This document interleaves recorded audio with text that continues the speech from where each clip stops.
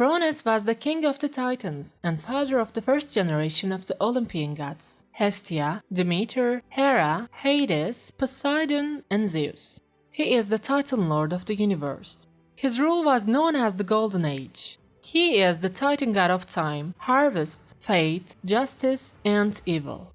His Roman name is Saturn. Cronus is possibly the most famous of the Titans, as he was the king and leader of his brothers fighting against Uranus and eventually the Olympian gods. Born of Uranus and Gaia, he was the wealthiest and youngest of their offspring and perhaps the most powerful. Cronus would gain by power by overthrowing his father and eventually lose it by being beaten by his son Zeus. Cronus had many famous children. One of them was born through his infidelity with Philyra. That's Chiron. According to a legend, Chiron was Oceanid Philyra's son by Cronus, who chased her and consorted with her in the shape of a stallion. Hence, the half-human, half-equine shape of their offspring. This was said to have taken place on Mount Pelion. When she gave birth to her son, she was so disgusted by how he looked that she abandoned him at birth and implored the gods to transform her into anything other than anthropomorphic, as she could not bear the shame of having had such a monstrous child. The gods changed her into a linden tree. In Greek mythology, Cronus was the primordial god of time, in which time was described as a destructive, all-devouring force. With the help of his Titan brothers, Cronus was able to depose his father Uranus and rule the cosmos during the mythological Golden Age. Hesiod in his Theogony recorded this saga. Cronus envied the power of his father, the ruler of the universe. Uranus angered Gaia when he hid her children, the Hecaton chairs and the Cyclops in Tartarus, and they were imprisoned unable to see the light. Gaia created a great stone sickle and persuaded Cronus and his Titan brothers to castrate Uranus. Only Cronus was willing to commit the act, and when it was all over, the blood that fell onto the earth from Uranus created the Gigantes, Erinyes, and Meliae. The blood that fell into the sea created white foam from which the goddess Aphrodite emerged. A prophecy predicted by Uranus decreed Cronus would be overthrown by his son. To prevent this from occurring, Cronus swallowed each of his children, Demeter, Hestia, Hera, Hades, and Poseidon, as they were born.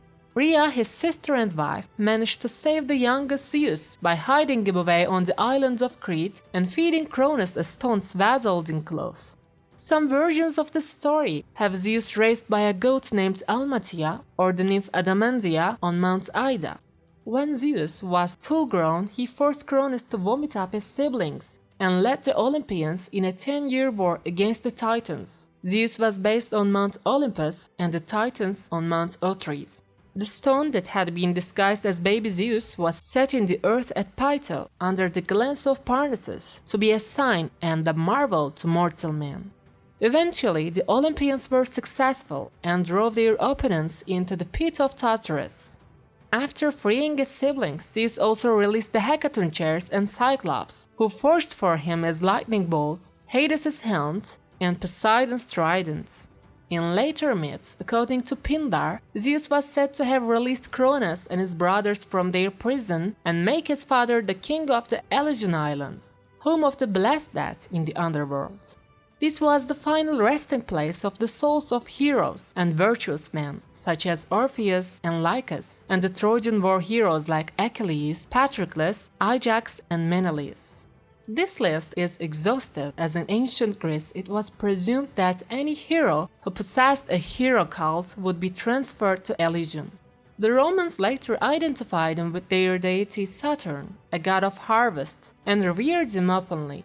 On Saturn's festival day, Roman masters served their slaves and social classes became irrelevant, a reminder of what life was like in the Golden Age.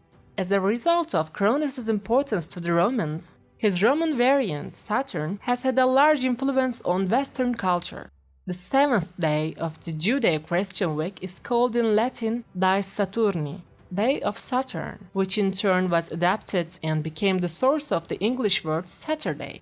In astronomy, the planet Saturn is named after the Roman deity. It is the outermost of the classical planets, the astronomical planets that are visible with the naked eye. Thanks for watching, and don't forget to subscribe.